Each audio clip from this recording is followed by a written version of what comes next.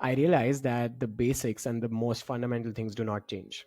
You know, Like, pe- like people and how they behave, right? It's we hear these terms of B2B, B2C, but at the end of the day, you're human to human, right? So you're selling to another human being. People have certain psychological biases, people have pattern recognition, cognitive biases. The reasons why they buy from you are more or less similar, but let me give you a small example. You might see that on websites you have these prizes which end in 9 or which end in 0.99. This is a hack that has been working for decades. in today's episode, I invited Rish Dev, online entrepreneur and growth consultant. Rish has built multiple online businesses from the past and continues to teach growth marketing. He's also the managing director of Mapplinks, which helped over 50 clients, including companies such as Nestle and Phillips. Today, we are going to dive into growth marketing and growth hacking. So stay tuned and let's get into the video. Amazing. We met a year ago and I was super impressed because you were talking about making $1 million on Shopify. I think that was your case study. Right. And yeah, I've been just curious what you do. And on LinkedIn, you talk a lot about growth marketing, but like in general, can you first introduce yourself? Sure. So, I started building online businesses in 2009. And the first thing that I came across was freelancing. So I thought I should develop some digital skills and then do freelancing for companies. And that was sort of my way of replacing a full time job, so to speak. So I started doing freelancing and started playing around with different skills where I realized that, specifically with growing a business online, growth marketing is the place to be. And I would answer the question of how I define it in a moment. But before that, how I started was basically executing marketing campaigns and small portions of marketing campaigns for businesses.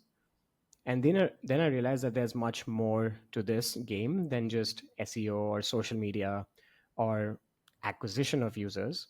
Because what's more important is to maximize the revenue that you make from the user, to retain the user for the longest period of time, and then to have those users refer other users.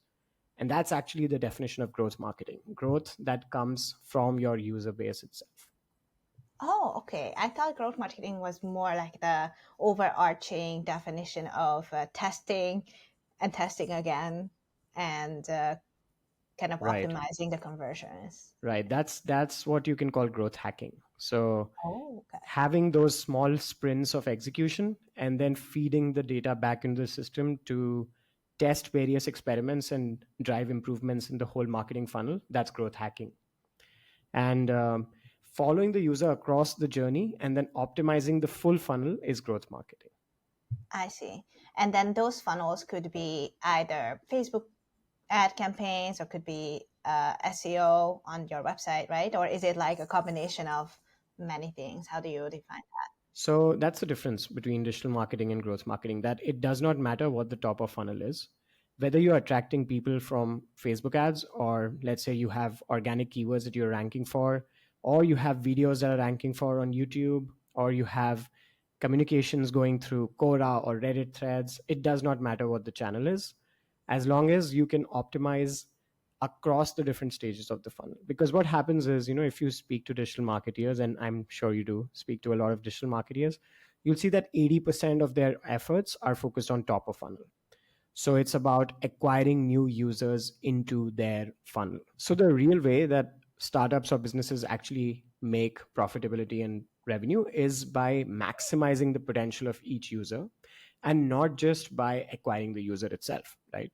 And that could be in terms of either maximizing the revenue from them, or retaining them for the longest period of time, or referring, getting other users in the funnel from those users. And that's why one of the important aspects of growth marketing is also referral marketing or retention marketing.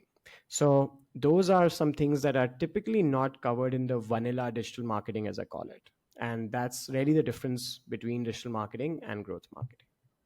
Okay, that's the. I thank you so much for this clarification because there are a lot of terms flying around, and even like teachers in university probably don't teach like growth marketing and stuff, and they are happy if they can just, you know, explain digital marketing for students. So yeah, I'm super happy that you're on the show because you've got so many case studies. So would you mind sharing, I don't know, one of the successful case studies you've got? I'm sure you got so many. So yeah, any Sure. websites or companies, yeah. Sure. It's hard to pick one. But if I had to share one of my earliest case studies, we were working with a startup that does hackathons. So they organize these hackathons online where developers can come in and participate in the hackathons. And I would say that, they were doing a lot of digital marketing campaigns, which was majorly Facebook ads, even Twitter ads, because there's a lot of developers who are active on Twitter. And then they would invite these people to participate in the hackathons. Eventually, over time, they realized that they did not have profitability, which is when they started looking for growth marketing methods. So, what we did is we developed a community of people who would come and participate in the hackathons, but then they could enter the community and then subscribe to the community for long term revenue. So, not just that it helped them to maintain a relationship with the brand outside of the hackathon, but it also helped the brand make money. And we got around 100,000 people in the community for this particular client. So if you were to charge them, even $9 a year, you can imagine that instead of just paying for the ads and then having them into a hackathon and then not making end profit for the brand, you now have retained these users for the longest period of time. So that's really where growth marketing extends outside of digital marketing. And it's not just about a tech startup per se, but I'm also going to give you another one, which is for the e-commerce brand that you mentioned. So the first $1 million that I made with e-commerce was with the Shopify store. And one of the reasons that I tell people who ask me that, if they have to start a Shopify store, what are the things that made it successful is that I did not solely rely on acquisition through ads. Hi, if you listen to this far, thank you so much for listening. And if you enjoyed the show, please leave me a review on either Apple Podcast, Spotify, or my YouTube channel. If you have any feedback for the show, please let me know on the Aspiring CMO Podcast social media pages on Facebook and Instagram, or send me an email on my website. Now, let's get back to the episode. Right. What I did is I tried to get the people into my email list. So as soon as someone would land on my website, I would have them opt into my email list. I would then send them a welcome flow. I would have abundant cart flows going out. And all of these things at the back end, I built a community of people who were buying from me. So eventually, my lifetime value of customer went up. And most of the drop shippers and these Shopify store owners were getting out of business because the CAC was becoming too high. It was too expensive to acquire users from Facebook ads. For me, that was not an issue because I had already maximized the revenue from the users that I was acquiring. Wow. Wow. And how long did it take you to kind of uh, get the email list to an, I don't know, first 10,000 or first 1,000? Yeah. So typically, if you're able to drive 100,000 people on your website, let's say in the first year of business, if you drive 100,000 people on your website, you can expect to have 10,000 people in your email list. So Okay. it doesn't take as long as people think it does. And it's just a game of converting them either through an opt in or a pop up or some sort of deal or discount that you can offer to cold traffic to then convert them into warm subscribers. Awesome. And how did you land in the Shopify space in the first place? Like, did you have in mind like, oh, you want to sell this specific product? Because I think a lot of people out there want to start an online business, but they don't really know should they start on Shopify or start their affiliate sites and stuff like that. Right. So I feel there are basically five different businesses that you can start online, and everything can be categorized in these five business styles. So the first one is like a services business, which typically you could start off freelancing like I did, and then scale it into an agency. And in this case, you will be basically hiring good people and looking for good clients to work with. And that's the sort of funnel that you keep repeating over time. You need to get more higher quality clients, and on the other side, you need to hire better quality people. And you just keep repeating this. Something that I have made most of my money from is the agency business, which I've been doing for 12 years. Oh, you're still That's doing like, it. yeah, so I am more hands off the agency now, but the agency still runs. So I've even hired, key decision makers for the agency so that I don't have to step in from time to time. But I'm still on the board. I still make some strategic decisions and it's working really well. So that's like the first bucket. I think anything related to services, whether you're doing at a small scale independently as a freelancer, just to make some additional income on the side, or to diversify your income streams, or to work anywhere in the world you want, those could be genuine reasons to get started. But eventually, when you start digging your feet deeper into the waters, then you typically would scale to an agency business so that you can do more work than just being relying on your own time that you have in the day, right? So that's the first category of business. The second big category is affiliate, and it could be in different forms. Like you could start a blog and have links to affiliate products and tools, or you could start a newsletter and then have affiliate links, or you could affiliate on your YouTube channel or your TikTok or Instagram or whatever. The channel is secondary. I feel the business type is affiliate. So that's like the second big bucket of online businesses, right? So that's like the some of the popular ones, right? The third one is content creation and becoming a creator, right? So we call it the creator economy. And affiliate could be one of the revenue streams, but content creation is much more than that, because you could also do brand collabs, you could do partnerships, you could do, you could make money as an influencer. So the third one is more of a content creator bucket, which can be done 100% online. All of these businesses have that in common, that they can all be done 100% online, right? So those are like the first three. The fourth one is, now you're getting more technical, but if you can actually build an online product, right? So this could be a SaaS product, a software, and you code it once and then people can use it multiple times. So that's how you build leverage with sort of a tech product. So that's the fourth bucket. And then finally, the fifth bucket is the all our favorite information products, courses, and ebooks. That's where you build these products out, which basically you sell information, and then people buy in to those products. So I think those are like the five big ways to make money online, or five biggest online businesses that you can build. I've built all of them. So, I've built all of them. So it's the five that I've seen most people build. I'm not really counting like drop shipping in this, because I still feel building your own product, having your own product is really when you can control the business, because it's, even though I'm a marketeer, it's really all about the product. If you're selling someone else's product, it sort of becomes out of your own control. It's not that scalable. The only way that I would sell someone else's product is through affiliate marketing, and not through, I would not really recommend drop shipping as, building your whole life on that business. I see. Yeah. This is really interesting because I think the first time I came across the term content economy was one of your LinkedIn posts, and I was like, oh my goodness, yes, we live in this thing. And I think all of these type of businesses that you mentioned do include a lot of content. Like, so it is all part of the content economy in some ways.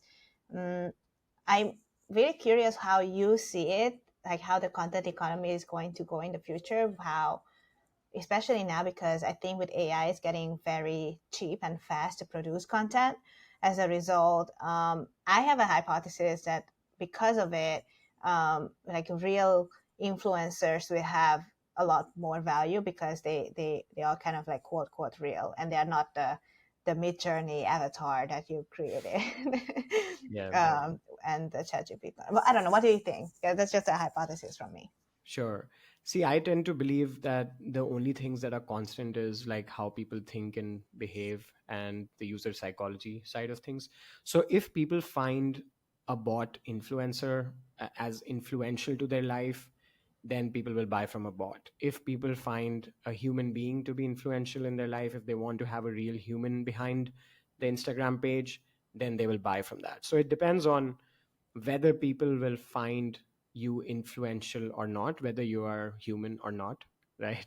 So um, it's all about the term influencer itself. What it basically means is you have some sort of some sort of influence on decision making of people, and that decision could be to buy a product, that decision could be to click on your ads, that decision could be to basically subscribe to your channel or get into your newsletter. But you should have some sort of influence, and you build influence by showcasing proof of work, by showcasing a lifestyle either that people want to pursue, or by showcasing results. In my case, when I show results to my clients, that's an influence that I have over them. They feel that I can influence the way that their business will grow. So in all cases, we do need to have influence um, in order to even add value. If I want to add value to your life, first I need to have some influence on you, right? So that you are able to listen to my opinion, take it in, and then absorb it and then implement it. So in that sense, we are all influencers, and then we can divide it on a scale of nano to micro to mega, and celebrities. But we are all some sort of influencer. And I also believe, like, your neighbor is an influencer, because if they tell you something, then you might be willing to make a purchase based on what your neighbor tells you or what your best friends tells you. And the economy that we are living in is, it's creator driven. So the reason why it's creator driven is because there's a personality to that creator who influences us. So that's how I like to see it. On top of it, now you are, one time you also mentioned to me, I think last week, 2 weeks ago, that in order to build wealth is no longer about the service-based businesses, but to have a, a SaaS tool. Could you elaborate more on Yeah. that so that the audience can uh, Right. understand it? So there are different forms of leverage, and Naval Ravikant defines 4 forms of leverage in his book, The Almanac, which is something that I would recommend to people, who are trying to build any kind of business. But essentially, you can't make generational wealth just by selling your time. So you cannot make beyond, let's say, even a few $1,000s an hour consulting people, but there's going to be always some cap to how much people can pay for your time. So you'll have to use some form of leverage. One form of leverage is to use people, right? So to hire people. Now you have leverage because they can do the work, and you can maybe pay them $1,000 and make $3,000, or pay them $10,000 and make $30,000. That's the first form of leverage, which is what the services businesses do, right? So as an agency, you would hire people, and you would get clients that would pay you 2 or 3 times of the cost of people that you've hired, right? The reason why I mentioned about SaaS tools and software is because now you're using code as a form of leverage. And once you've written the code, look at all of the biggest companies today in the world, right? They all use coding as a form of leverage. Facebook, for example, Google, right? Microsoft, all of these businesses have built software or code. Now multiple people can pay and use that software. We are doing this podcast on Riverside FM. There's no human right now working to make sure that this podcast is being recorded well. It's just the software that's doing the work. There are some people who are maintaining the software, but that's about it. They've built the bulk of the code in the first iterations, and now we are paying on a monthly basis for this software to record podcasts, right? So Zoom, all of these examples, they are sort of the new form of leverage that we should all be tapping into. And how you tap into that is, again, to find a specific target audience, build something that solves a problem for them, and then scale it from there. Okay. Yeah. And I think you built a really cool, not software, but like you showed me a platform that you successfully implemented in India, and it teaches digital marketing to people. Could you talk about that too? Because I'm super Right. happy you've done that. Sure. So it's called Growth Grad, and we've built this community based platform. And one of the things, if you look at the Indian market, it was essentially driven by courses. So people selling courses on marketing, people selling courses on freelancing, social media, blah, blah, blah. And I believe that, these small courses can deliver information, but they cannot really deliver a huge transformation. Right? So either you stack a lot of courses on top of each other, and then have a mastermind, and then have a mentor, and then have some live events, then go to some events and ask people questions, and you stack and layer this on top of each other, and you become a better marketeer. And then I realized, why don't I provide all of this entire stack in one place to people to subscribe to? So people can go to GrowthGrad and they can take the courses, but they can also participate in live coaching calls. They can also be part of the community. They can ask questions. So I just stacked everything on top of each other. And that's what the platform is all about. I think growth grad is kind of revolutionary in a way because I went to school for, you know, international business and digital marketing. And when people were teaching digital marketing, they basically just took a SEO optimized blog post and teach it to the kids. I mean, to us. And I'm like, now that I'm out of the real world and, I'm talking to all these SEOs, I know it's all like, pay a cheap writer, optimize this, and then do it. It's not really, the knowledge driven mostly. But what you've done is so cool because it kind of gives real value to the students. Do they also leave like with some type of portfolio or something at the end? Yeah, in fact, that's like my biggest recommendation to people who want to learn marketing, that while the course is great, you can only learn by execution. So I even recommend people who are just starting out to take the first client for free. You don't have to charge anything to the client. You just should be able to build a case study for them. Or if you're not able to find a client, just do a side hustle yourself and then promote that side hustle to build a business. I also try to give them small projects from my agency itself. So the advantage that I have is that I'm not teaching like a university professor. I actually have a lot of projects as part of the agency. And then I just ask my agency team to give them some small projects so they can actually build up a portfolio.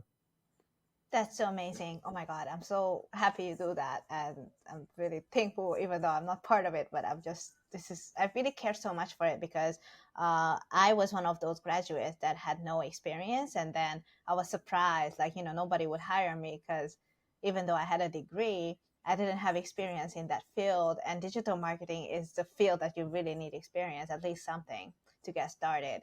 So now my mission too is to like help people build their portfolio.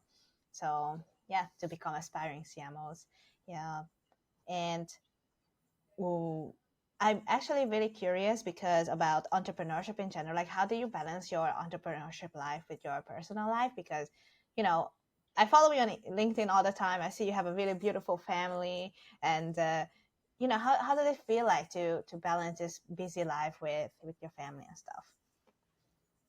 Yeah, I think the best way to sort of have a balanced life is to not do most of the things.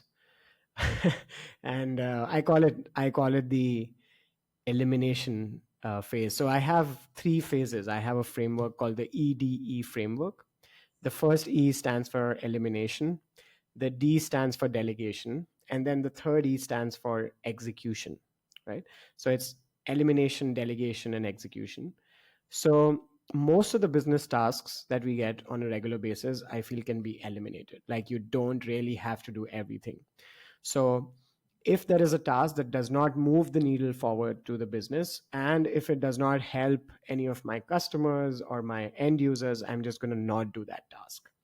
And these are random requests that you get from emails and from messages. I don't check messages all the time, so I just skip them. In other cases, I will eliminate them. The second one is delegation. So some of the tasks that I feel are important, but they do not need my time to be done, I would just assign it to other people. And I could hire new freelancers so that it adds value to them as well. They are able to make an hourly rate because of those tasks. They are happy doing those tasks. Maybe there are certain tasks that I'm not good at, but someone else from the team is good at. So I would just delegate all of those tasks. And finally, whatever survives after the elimination and the delegation, only those tasks will be executed by me. So that actually takes care of, the elimination phase, I would say, takes care of 40 to 50% of all the tasks that I have to do. And then the 20 to 30% goes to delegation. So I'm actually executing only 20% of the left, which is what I've identified as per the Pareto's principle as the top 20% things that I need to be doing. And I do a lot of these deep work sessions using some timers like this one. So I have these timers for Pomodoro sessions. I would just put timers of 45 minutes, take 15-minute breaks, and avoid all of the distractions in those times. So I'm typically working 8 o'clock to 1 o'clock. Like that's my deep work time, 8 a.m. to 1 a.m. Before 8 a.m., I've already taken care of my fitness routine, my gym session, or cardio or yoga, whatever that is. It depends on the day of the week. So I've assigned everything to a specific day of the week. And then after lunch, I'm doing either meetings or a podcast like this one. And then from 4 p.m. onwards is just family time. That's amazing. Wow, that's so cool. It's really inspiring to, few with dads and mothers out there who are balancing both business and family. And awesome. Do you also write a book? Or is that a challenge you do? Yeah, this is my second book. I've written a book before. Wait, what? Um, Really?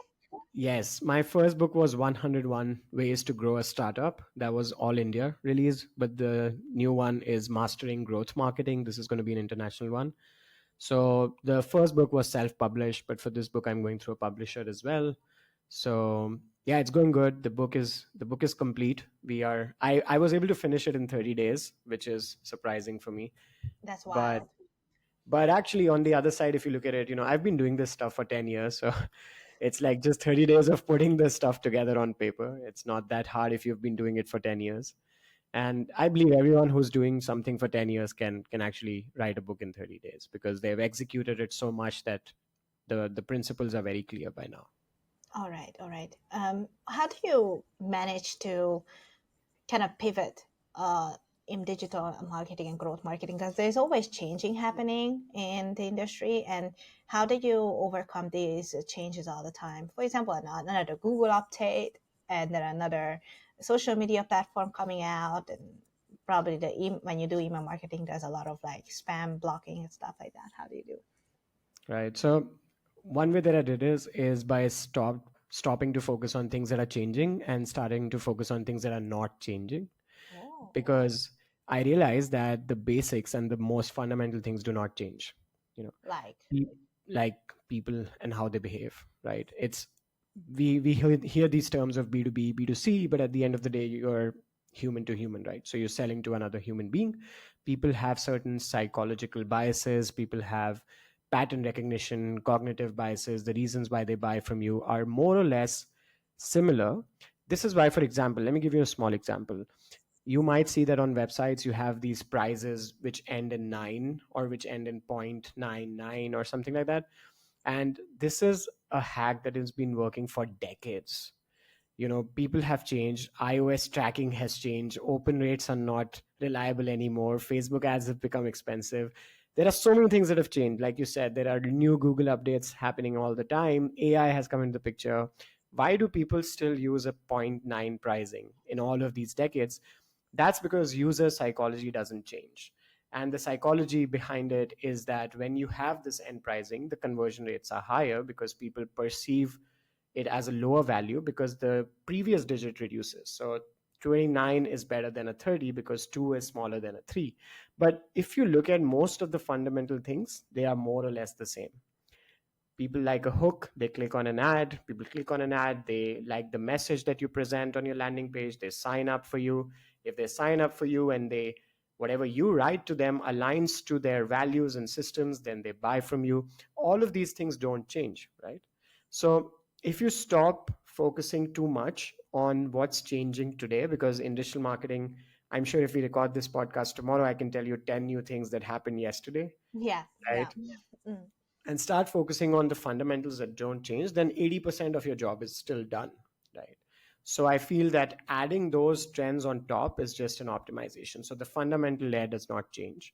On top of that, you can go creative and add all of these hacks and trends and leverage new tools and technologies and so forth. That's awesome. Can you recommend any books or videos or courses that talks about the fundamentals of these things, or is it just you test it out It's and with regards to marketing, to be very honest, I've not read a book on marketing in the last 10 years, which is the time that I've been doing marketing. So I was too busy doing marketing to read a book. But yeah, that's what I would, I read books on productivity. I read books on, successful business people and their stories and biographies, but marketing is my main skill, so I don't need a book for that. That's what I do, like if I have 10 hours to read a book, I will work instead on a client campaign for 10 hours. That's going to give me much more, I feel, in terms of learning. I love that. Okay, that's really cool because again, once we are putting action before anything else, um, yep, that's really amazing. And now that you reflected on all your experiences and the things that you've gone through, what is the number one advice that you would give to somebody who is just starting out in their early 20s? Right. So the number one advice would be to experiment. The more you experiment, the closer you will get to success. And the reason is because this is what I tell people.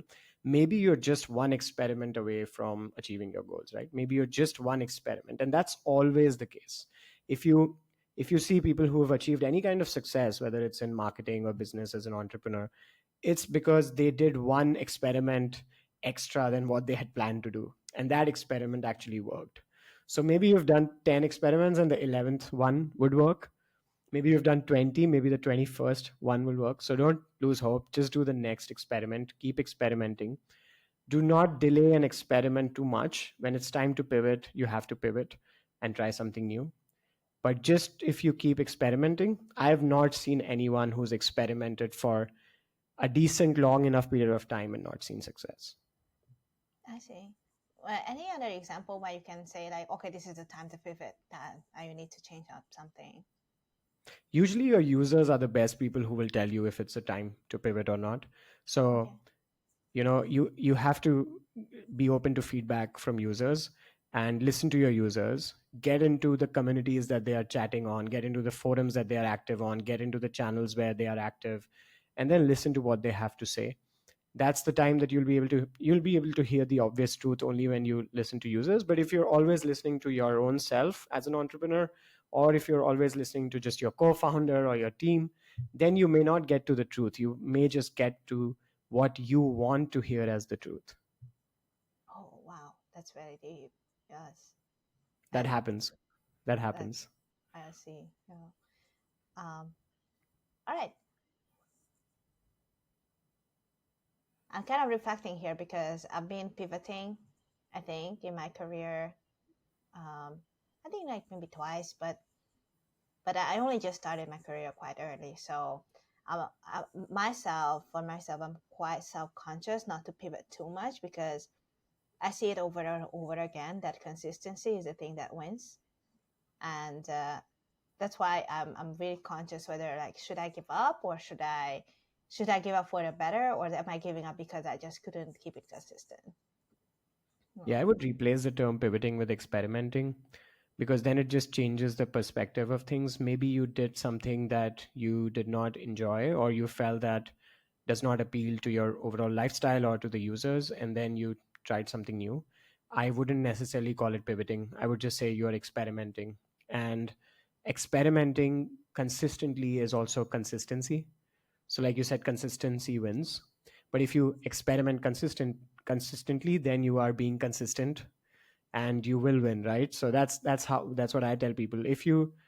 What if you do the wrong thing consistently over the long period of time? In that case, you know, it's very hard to win. But if you experiment and you're able to find something that works and then become consistent at it, that's I think you'll have much better chances there. Yes. Yeah. All right. Well, thank you so much, Rish, for joining the podcast. And if people would like to reach out to you, how can they find you?